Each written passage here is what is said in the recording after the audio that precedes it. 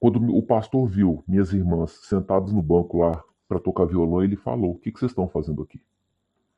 E quando acabou o culto, nós fomos conversar. Ele praticamente falou: "Olha, se você não pode ir na igreja que eu estou mandando vocês irem, nem venha mais aqui." Ele praticamente tocou a minha mãe, minhas irmãs e eu da igreja.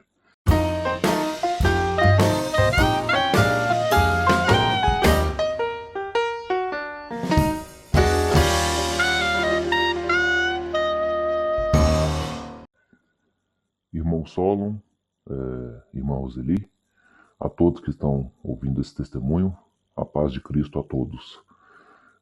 Eu venho por meio desse áudio contar o meu testemunho durante a minha vida inteira, desde o meu nascimento até os meus 18 anos, dentro dessa instituição chamada Maranata, que para mim não é e nunca foi uma igreja. Eu vou contar aqui o que aconteceu comigo e confesso que o meu testemunho ele é menos grave do que outros que eu já ouvi aqui no canal. Mas enfim, o que vou dizer aqui é a verdade. Eu não tenho por que mentir e eu tenho a minha consciência tranquila do que eu vou dizer. Não mudo nem uma vírgula. E se a Maranata ela não tem a dignidade de ouvir uma crítica e aceitar e mudar, infelizmente eu não vou me calar. Para eles, né? Porque para mim, felizmente, e tem esse canal que pode mostrar a todos situações que estão muito erradas dentro dessa instituição. Como eu disse, eu comecei desde muito cedo aí na igreja porque a minha mãe, por intermédio de uma vizinha que era frequentadora dessa igreja, acabou levando ela para lá e minha mãe achava que não ia ter mais um filho e acabou me tendo. Foi um milagre para ela e ela acreditou tudo isso à instituição Maranata e acabou eu e minhas irmãs indo nessa igreja.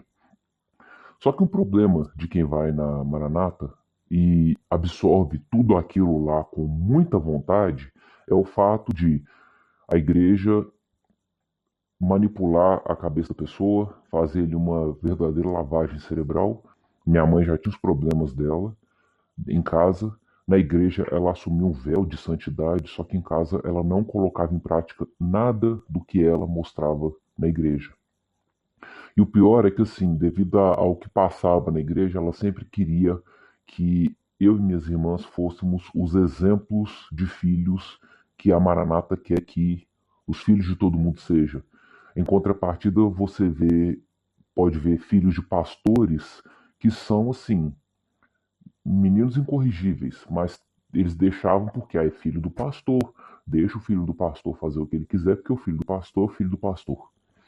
Filhos de professoras da escolinha das crianças que eram meninos assim, de comportamento muito ruim, que eram deixados de lado porque as professoras preocupavam em chamar a atenção dos filhos de outras pessoas.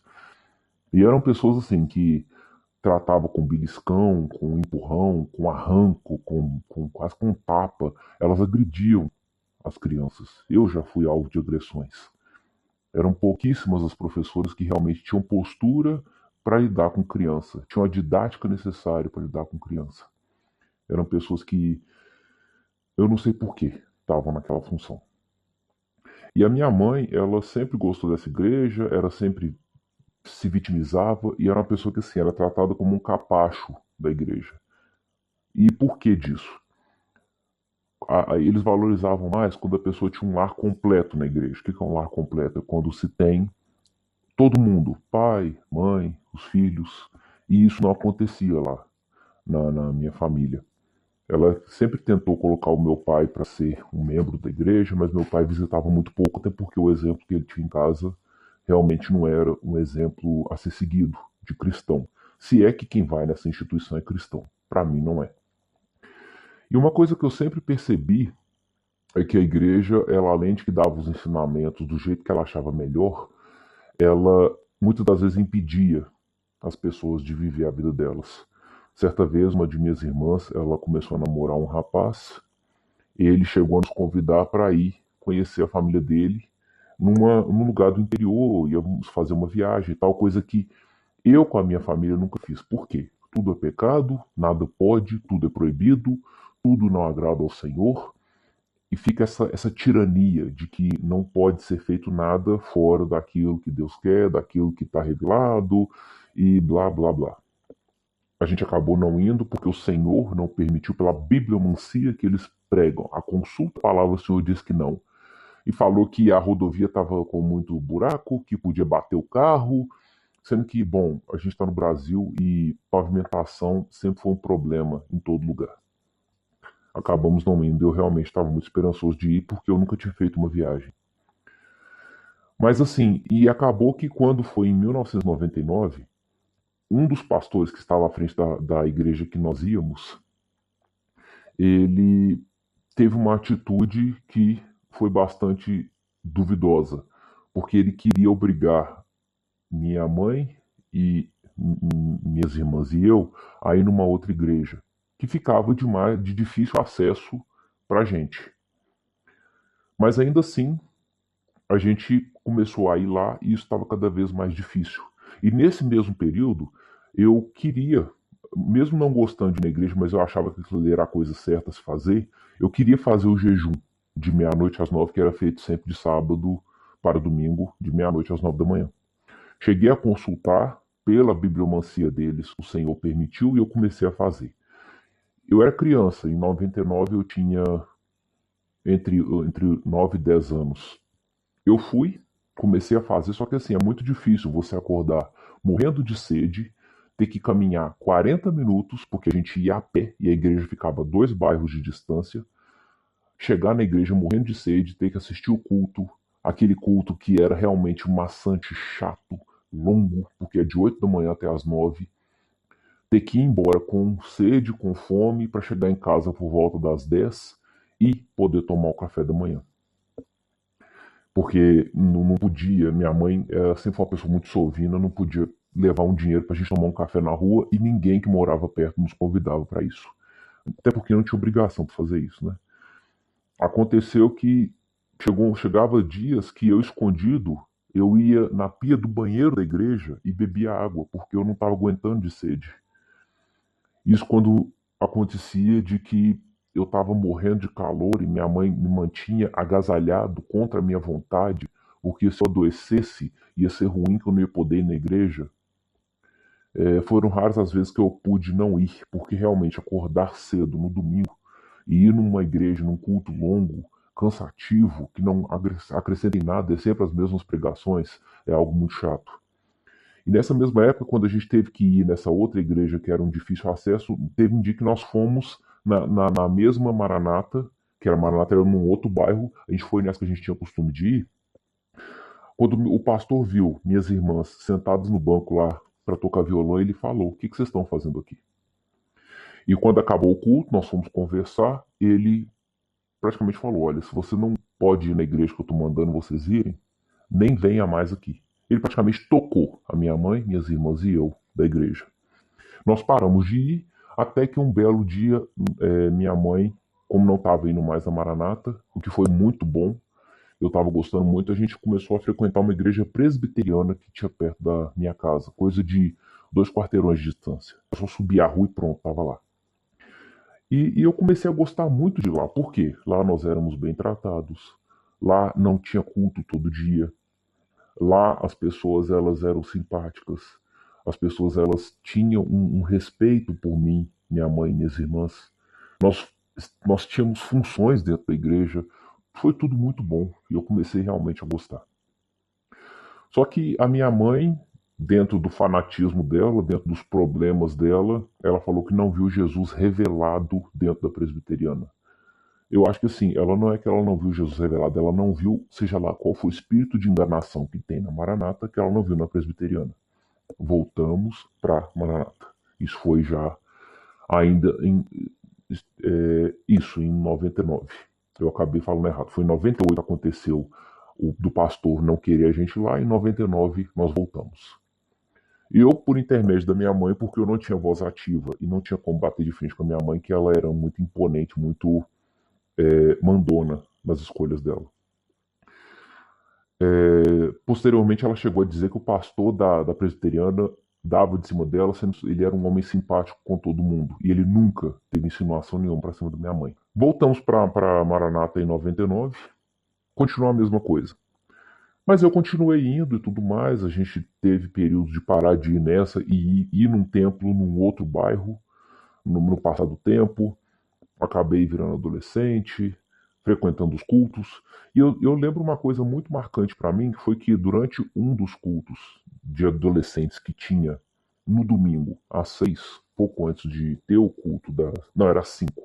Pouco antes de ter o culto da noite, eu perguntei para a professora sobre o anticristo. E ela não soube me responder. Ela disse que quando você faz um mal para alguém, você está gerando um anticristo dentro de você. Sendo que não é isso que está na Bíblia. Na Bíblia é bem claro quando diz que virá um ser que ele era como um cordeiro, mas falava como dragão, e enganará as nações e terá uma ferida de morte que será uma das cabeças golpeada com uma ferida de morte, e essa ferida será curada e enganará todas as nações. E eu realmente não entendi isso. Mas ainda assim continuavam as coisas do mesmo jeito, nada mudava. Eu acabei tendo cada vez menos paciência e como realmente era muito chato o culto de domingo, você ter que sair de casa às 7 para chegar às 10 com fome, porque tinha que fazer o jejum, era obrigatório. Eles impunham isso. Você chegava em casa às 10 para ter que sair às 4 para ir numa escola de adolescente às 5. E continuava a mesma coisa. O único dia que é o descanso é o domingo, mesmo assim não podia ter, porque eles implementavam isso. Eu acabei ficando realmente muito de saco cheio dessas coisas. E tinha dias que eu não ia na escola de adolescente, eu não ia no ensaio que era no sábado, às 6. E o pessoal me cobrando. Teve um dia que um dos diáconos, que era um dos mais chatos, por assim dizer, ele me parou na porta da igreja e começou a me cobrar, começou a me cobrar, começou a me cobrar. Minha mãe tentando conversar, até que eu dei as costas e entrei pra igreja. Eu não queria assistir o culto aquele dia. Eu pensei até em procurar outra igreja, mas a minha mãe, mais uma vez, me importunou até que eu continuei ficando lá. Quando eu tinha 15 anos, eu acabei batizando nas águas na Maranata. Até que, com 16, mais uma vez indo para outra igreja Maranata de um outro bairro, porque a gente não se acertava nessa mesma igreja que a gente ia todos esses anos, eu acabei começando a ter mais funções dentro da igreja. Eu acabei tendo desejo de ser obreiro, ganhei o meu primeiro terno, eu ia de terno para a igreja, até que rapidinho surgiu a revelação de que o irmão fulano de tal, não vou me identificar, né, porque a Maranata é uma instituição que censura quem fala contra ela. O irmão fulano tem que ser obreiro. Eu acabei com isso sendo levantado para obreiro, e mesmo não tendo voz para cantar, eu reconheço que eu não sou uma pessoa que sei cantar, fui levantado para o grupo de louvor. Ao mesmo tempo que no domingo eu ficava lá na frente para fazer a bibliomancia quando chegavam os dons, porque durante o culto no domingo eles passavam o papel. Eu vi tal coisa, o Senhor revelou tal coisa, vamos ver se vem de Deus. Aí acontecia que era 2-1 é de Deus, vamos ler. 1-2, 2 não e 1 sim, não vamos ler. Eu fazia essa bibliomancia junto com os demais. Cheguei a pregar, cheguei a ser obreiro, fazer o louvor, porque obreiro não era muito fazer o louvor, a palavra era mais o diácono, só o obreiro fazia o louvor, ficava na porta. E eu também, durante a semana, eu ia mais cedo para limpar a igreja. Eu até achava engraçado que, assim, do lado da igreja tinha um salão de beleza. E acumulavam folhas secas. Eu limpava só a porta da igreja. Eles disseram que tinha uma revelação para limpar a porta do salão. Eu falei, não vou fazer isso. Eles não limpam aqui. Ah, mas é revelação. Então eu falei com uma das moças. Então você pega a vassoura e limpa. Ela pegou e limpou. E acabou que isso não deu problema para mim. Eles passaram panos quentes. E tem até uma coisa que eu esqueci de comentar enquanto eu era criança. Que teve uma vez, numa escola dominical, quando a gente foi para a escola das crianças, eu cheguei e sentei numa cadeira. O filho de uma das professoras, que ele nunca ficava na turminha dele, ele sempre tinha que ficar perto da mãe. Ele começou a querer me tirar da cadeira, que ele queria sentar naquela cadeira. A professora veio, que ela me tratava muito mal, me fez sair da cadeira. Eu contei para minha mãe nada fez, porque a igreja estava sempre certa. Isso é uma coisa que me marcou muito. Eu devia ter, sinceramente, me levantado e saído, mas o medo da igreja, o medo da minha mãe e o medo da obra, a obra do homem que é feita dentro daquela instituição, me fez ficar. Enfim, voltando para a época que eu estou contando, em 2006, houve uma grande preparação, porque no dia 21 de abril de 2006 houve uma grande evangelização que foi feita no Mineirão, no estádio Mineirão, que é em Minas Gerais, em Belo Horizonte. Ele teve uma grande mobilização de pessoas, de grupos de louvor. Eu estive nessa comissão de louvor. Só que assim, os com as vozes melhores ficavam mais à frente, porque os que vieram de Brasília, a grande cúpula, né, a grande santidade de Brasília, foi trazida junto desses irmãos mais influentes para cantar lá na frente, no campo, na frente do pastor, do Gedeudi. E eu lembro muito bem que em 2006 teve uma grande reunião de obreiros, diáconos, ungidos e pastores no Manaim da Estação Diamante, em Belo Horizonte. Esse Geteuti, ele veio e eu sinceramente tive o desprazer de ver esse homem próximo a mim e ele fazendo a pregação.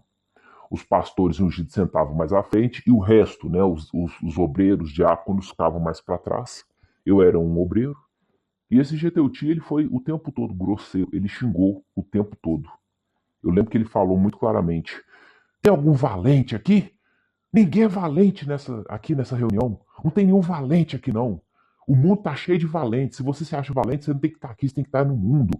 E contou exemplo de irmãos que saíram e que os valentes que saíram e não estão mais na presença de Deus, que viraram loucos, que estão condenados. E eu lembro muito bem que o pastor Solon, aqui desse canal, foi contado a história dele lá num dos manaíns que eu fui, se não me engano, foi até nesse. Que eles disseram que o pastor Solon saiu em 2005. Eles contaram o testemunho de que chegou um pastor, não falou o nome do irmão Solon aqui, que entregou uma carta não querendo mais ser pastor, e que nesse dia 2 ungidos foram levantados, e que o Senhor revelou que quando um pastor não quer, dois são levantados na presença de Deus, e todo mundo deu graças a Deus, glórias a Jesus, aleluia, e papapá, papapá, papapá. E eu, assim, como eu já era jovem, eu já estava meio cheio de muita coisa, cheio de proibições, não pode ir no cinema, não pode jogar videogame, não pode sair, não pode namorar, se for namorar tem que ser com gente dentro da obra. E já tinham me alertado que algumas irmãs da quinzenal das servas, tinham revelações de que fulano tinha que ficar com ciclano. Eu lembro que tinha uma moça que ela gostava de um rapaz, e eles revelaram que esse rapaz ia casar com uma outra moça que era instrumentista, que tinha muito mais funções do que essa outra irmã que gostava dele, e ela ficou tão triste que ela chegou a mudar de núcleo da Maranata para não ver aquilo ali, que ela sofreu muito com isso. Posteriormente, eu fiquei sabendo que essa instrumentista foi pega num ato de adultério, ela foi pega na cama com outro cara, e esse homem que casou com ela, ele chegou a largar a igreja, eu cheguei a ver ele alguns anos depois com roupas normais, sem ser social, ele fumava, ele realmente saiu da igreja. Porque é isso que acontece. Eles forçam casamentos com pessoas que não têm nada a ver uma com a outra, e se acaba o casamento, a pessoa não pode fazer mais nada. E eu vi isso acontecer quando eu era criança. Eles forçaram o casamento de um homem com uma mulher. A mulher era uma pessoa assim totalmente oprimida, estranha. Eles casaram, tiveram uma filha. Ela saiu da igreja, infernizou a vida desse homem. Ele se separou dela, mas ele continuou na igreja, mas ainda assim ele não podia fazer nada dentro da igreja. Ele ia, mas ficava lá. Ele até podia casar de novo, mas ele não ia poder fazer nada. Ele só ia para assistir o culto. E eu percebendo essas coisas em 2006, até quando passou essa grande evangelização que foi feita no estádio do Mineirão, o pessoal falou: a obra vai dar uma guinada.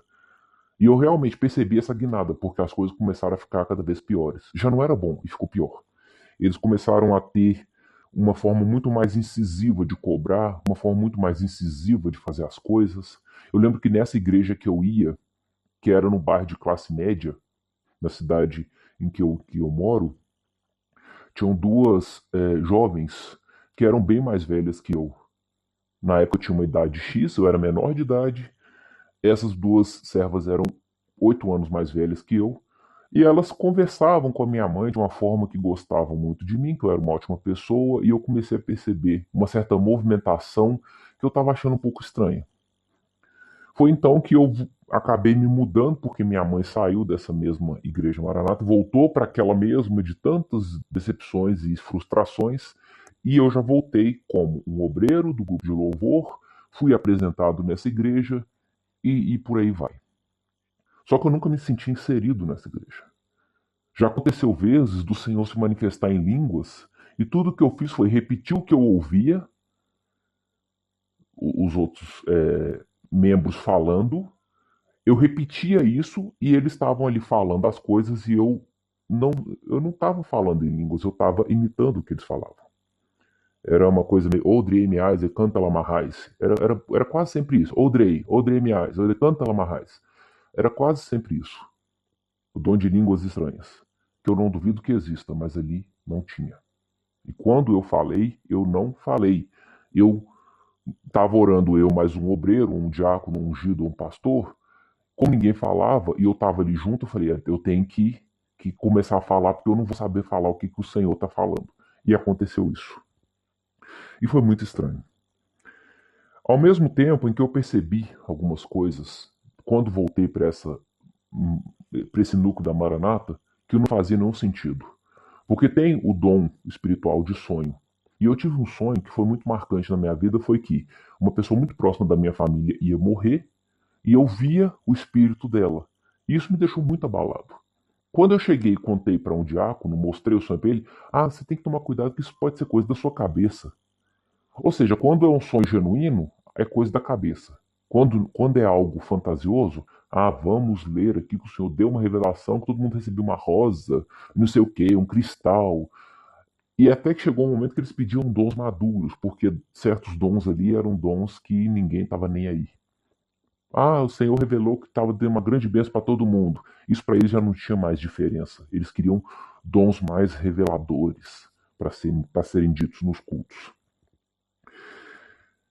Enfim, continuei trabalhando nessa igreja e eu lembro que eu fiz uma vez uma pregação, se não me engano, do fariseu e do publicano. Que um estava diante da igreja, o outro estava atrás se julgando pecador. Depois que eu fiz essa pregação na igreja, eu falei: tem muita gente que acha, Senhor, eu sou tão merecedor. E eu falei: ninguém aqui é merecedor do amor de Deus, somos todos pecadores. Não adianta nada você ter funções dentro da igreja se você se acha santo, merecedor. Ninguém é melhor que ninguém. Eu fiz essa pregação. E acabou que depois disso começou a ter um certo movimento que realmente eu não entendi o que era. Antes estava tudo bem. Aí depois começou a ter algumas coisas. Eu lembro que um dia teve uma chuva muito forte, não dava para eu sair de casa. Eu não fui no ensaio que acontecia no sábado antes do culto da noite. O líder do ensaio do grupo de louvor, o líder do grupo de louvor me chamou de canto e começou a me cobrar. Da mesma forma que uma vez eu não tive tempo de me barbear, um diácono me chamou para me barbear. Falou que eu tinha que me barbear porque eu não podia ficar com barba dentro da igreja. Sendo que tinha irmãos mais velhos com bigode e eles não falavam nada. Eu lembro que uma vez esse líder do grupo de louvor ele me chamou para conversar e eu falei das dificuldades que eu estava passando. Ele, mas eu também tenho muita luta. Você tem que ser forte, você tem que se empenhar mais. Você não quer o quê? Eu falei, mas foi só essa vez que eu não fui. E aconteceu que eu chamei o pastor algumas semanas depois e falei com ele. Só que foi assim, eu tentei chegar para o pastor e conversar mais em particular, em voz baixa. Esse pastor responsável pela igreja que eu estava indo, ele falando num tom de voz alto, e infelizmente nesse dia toda a igreja parece que ficou sentada para assistir, chamou esse líder do grupo de louvor, nós fomos conversando e o pastor falou comigo, o grupo de louvor é difícil, se você não está aguentando, pode sair do grupo de louvor. E foi o que eu pensei assim, se eu estou chamando para conversar uma coisa que eu acho que não precisa de tanta cobrança, não precisa de ficar chamando minha mãe de canto para falar de mim, não precisa ficar me importunando o tempo todo, para que eu preciso passar por esse crivo dessa igreja e eles falarem comigo dessa forma? Sendo que tudo que eu fiz foi só reclamar de uma situação. Eu percebi que a coisa foi puxada para o lado do líder, uma vez que ele era um homem casado, mais velho e tudo mais. E no domingo subsequente a esse fato, ele conversou comigo, ele estava um pouco mais gentil, ele falou, tem uma reunião do grupo de louvor hoje na igreja, após lá no Manaim. Eu falei assim, olha, da mesma forma que o pastor falou, eu tô fora do grupo de louvor. Eu não quero mais fazer parte. Depois disso, esse povo, esse líder e os membros do grupo de louvor mal me cumprimentavam, as pessoas me olhavam torto, porque eu saí de uma função que o Senhor revelou que eu estava obrigatoriamente tendo que fazer parte. E ao mesmo tempo que eu comecei a me questionar de algumas coisas. Por que essa santidade? Por que essa separação? Por que só a Maranata é a certa? Por que só ela que faz as coisas certas?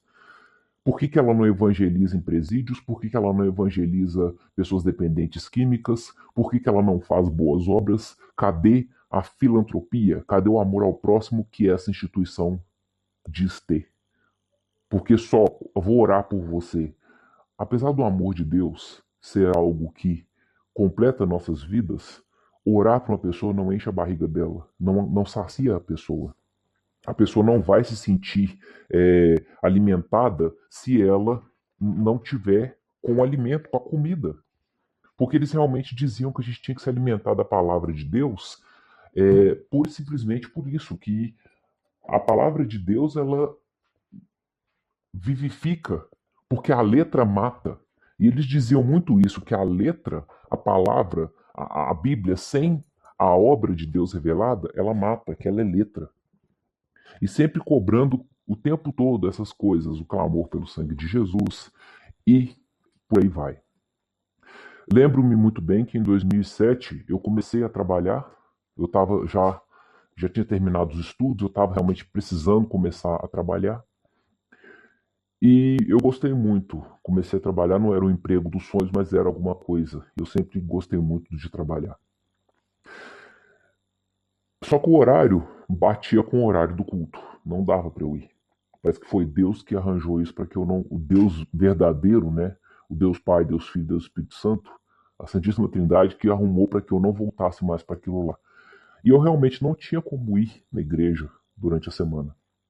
Eu só fui no domingo, que foi o dia da minha folga. Já me olharam estranho, já ficou uma coisa, já começaram a me encher de questionamentos por que eu não estava indo. Porque se faltasse um culto, eles já começavam a questionar. Ah, o que aconteceu? Tá firme, mas tá firme mesmo? Essas perguntas incisivas e totalmente desnecessárias. E sempre esse espírito proselitista e sectuarista. A palavra de Deus só existe aqui, outras pessoas podem vir aqui, mas nós não podemos ir em outros lugares. Que na obra de Deus não existe namoro, existe casamento, casa para namorar, coisa que eu nunca entendi. Porque o casamento ele demanda outras responsabilidades, que o tempo de namoro que existe, aquela coisa boa do namoro, ela não tem como acontecer. E eu percebi que, sim, teve essa certa exclusão, eles começaram a perguntar por que eu não estava indo, e eu tentei explicar.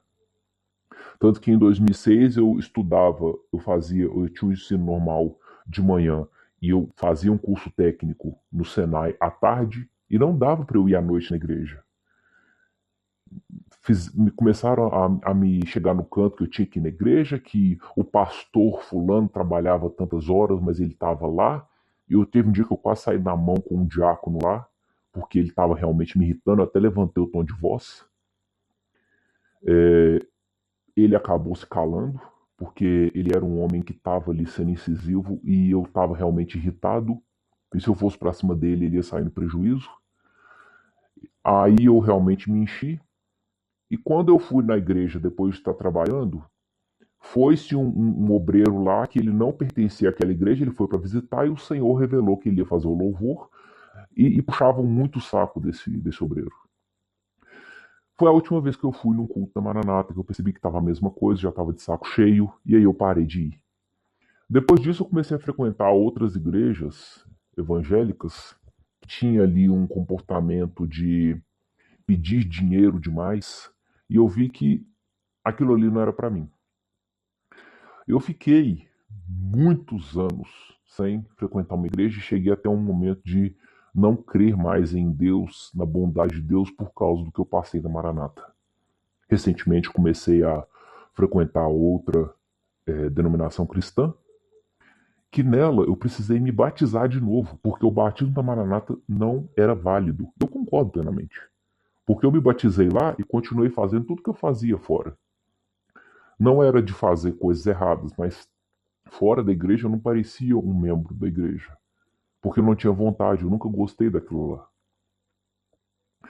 E eu fiquei assim, com muito tempo, conversando com pessoas e dizendo que eu pertencia a Maranata, e as pessoas falando, olha, aquilo lá não é igreja, aquilo lá é seita.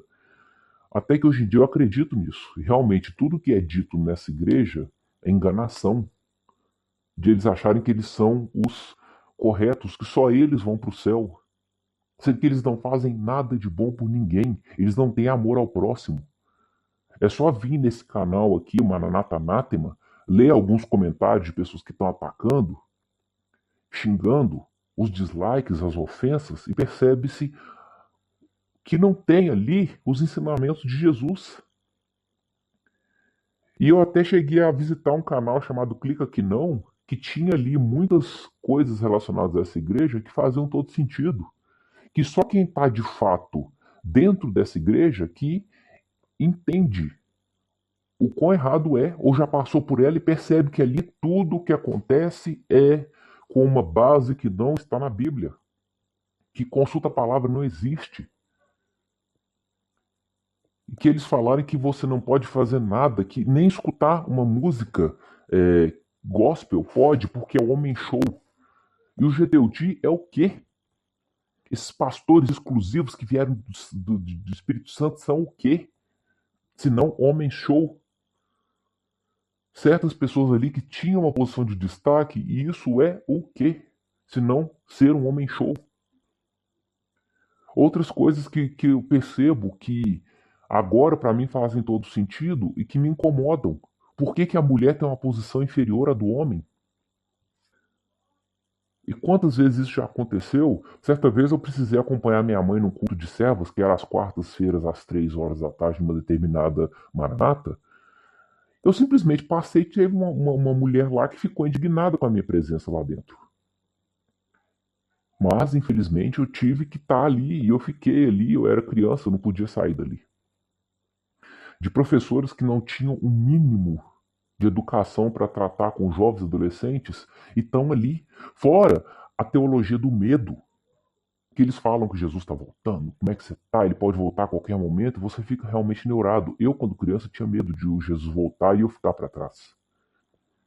Certa vez, no culto de adolescentes, isso foi em 2001, a pessoa que estava ministrando o culto, que era um diácono, ele falou, que nós não vamos durar mais que 10 ou 20 anos, que as teorias, todas as profecias já se cumpriram e que realmente o mundo não vai durar. A gente já está em 2021 e até agora está do mesmo jeito. Os sinais do fim se cumprem, sim, mas não são eles que vão definir. É Deus que sabe quando há de acontecer as coisas que estão narradas em Apocalipse. E eles sempre diziam que na quarta trombeta a igreja seria arrebatada, que seria o escurecimento dessa parte do sol, da lua e das estrelas. Sendo que em nenhum momento isso é dito na Bíblia. E realmente disseram que 3 trombetas já foram tocadas, que a terça parte das águas, dos seres viventes, do verde e dos seres viventes nos mares morreriam. E que a quarta trombeta seria do arrebatamento. Que Jesus está às portas. Esse medo que é colocado na cabeça da gente o tempo todo. Isso até hoje, se bobear, deve estar lá. Eu, sinceramente, não sei como está hoje em dia, mas vendo os relatos que são contados aqui nesse canal e da forma como são, eu entendo que tem algo muito errado. E o pior de tudo é ver que eles estão errados, envolvidos em várias coisas. Muitas pessoas dizem o que está errado. O GDUD já foi levado para prestar depoimento sobre desvio de dízimo e as pessoas se fingem de cegas, achando que ali é perseguição. Eles se colocam melhores que os outros. E uma característica de seita é exatamente isso. É se acharem os certos, se acharem os únicos, coisa que eles não são. Eu já vi diversas religiões, inclusive que não são cristãs, que fazem um trabalho de ajuda para as pessoas, que recebem as pessoas de uma forma que ali nunca teve. E as pessoas acham que isso está certo, de não ajudar nem sequer uma pessoa que está ali dentro. Para onde que está indo todo o dinheiro? Lembro-me uma vez que o pastor ele falou muito animado comigo, que o presbitério liberou 200 mil para eu alugar um templo aqui. Só que o templo nunca saiu do papel porque a igreja era do lado da casa de um pastor e a esposa desse pastor, que é uma mulher mais velha, ela simplesmente tinha que sair de casa e ir para o salão que estava do lado da casa dela. E a igreja sempre era uma igreja pequena, mas era num bairro chique. E ele não queria distanciar as pessoas, queria manter a comodidade dessas pessoas. Então, assim, eu percebo que quando eu leio os comentários do canal Maranata Anátema, tem muitos dislikes, tem muita gente incomodada, tem muitas pessoas que falam que são membros, que estão felizes lá. Então eu penso assim, se você está feliz numa enganação, se você está feliz numa mentira, se você está feliz nesse tipo de manipulação, fique à vontade. Continua alienado, continua lobotomizado, continua cego perante ao que Deus realmente quer da gente. Deus não quer a gente apontando dedos e falando quem vai ou não para o inferno. Deus quer que a gente faça o bem ao próximo. E se você, como um filho de Deus, faz o bem ao próximo, busca a Deus e sabe que Ele é o único caminho, a verdade e a vida e que Ele é a salvação, você não precisa ficar escravo de madrugada, culto meio-dia e jejum para ir para o céu. Porque todo mundo quer ir para o céu, mas ninguém quer morrer. E todo mundo tem medo de ir para o inferno. Mas não é o inferno que uma determinada instituição fala que vai fazer com que você realmente vá para esse lugar. Eu percebi essas coisas e eu falo, eu fui alienado. Hoje em dia ainda tenho dificuldades de mudar o meu pensamento sobre certas coisas por causa de muitas coisas que são enfiadas goela abaixo por essa instituição. E esse é o meu relato. Ele é mais leve que o de outras pessoas. Eu não passei muitas coisas que foram passadas que eu já percebi aqui em outros testemunhos, mas eu espero que possa ser ouvido e as pessoas possam de fato entender tudo o que acontece ali, pelo menos sobre o que eu passei. Eu espero que a verdade um dia venha à tona e que essa instituição possa deixar de existir e que assim outras pessoas possam de fato saber quem é Jesus, coisa que ali nunca mostrou e nem nunca mostrará quem ele verdadeiramente é. A paz de Cristo a todos e que mais pessoas possam se despertar dessa enganação chamada Maranata.